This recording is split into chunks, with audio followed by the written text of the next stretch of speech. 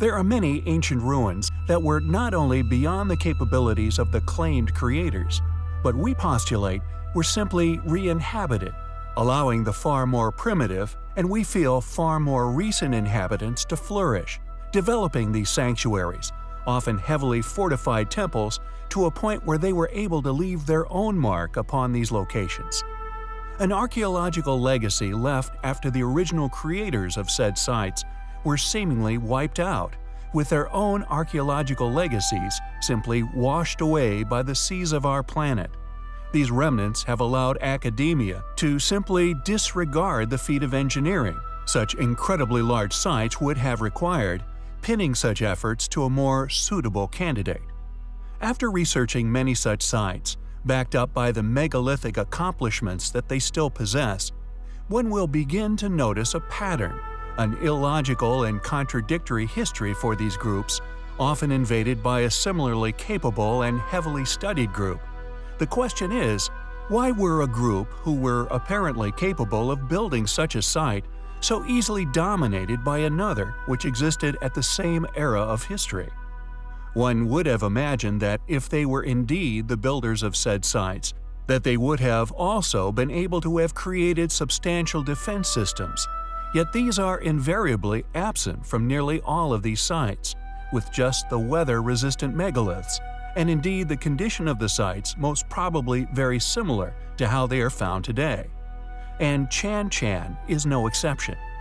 Believed to have been constructed around 850 AD, based on archaeological finds, subsequently claimed as having been constructed by the Chimu. Although this explanation for the enormous site is conveniently absent any explanation as to how this society achieved such incredible feats of ancient engineering.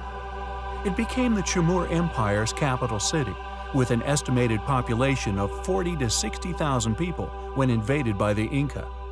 After the Inca captured the Chimu around 1470 AD, Chan Chan was abandoned and by 1535 AD again became a ruin of history.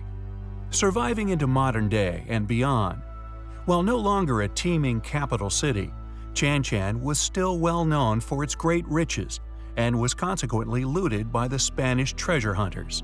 With an indication of the creator's wealth seen in a 16th century list of items looted from a burial tomb, a treasure equivalent to 80,000 pesos of gold was recovered, nearly $5 million in gold.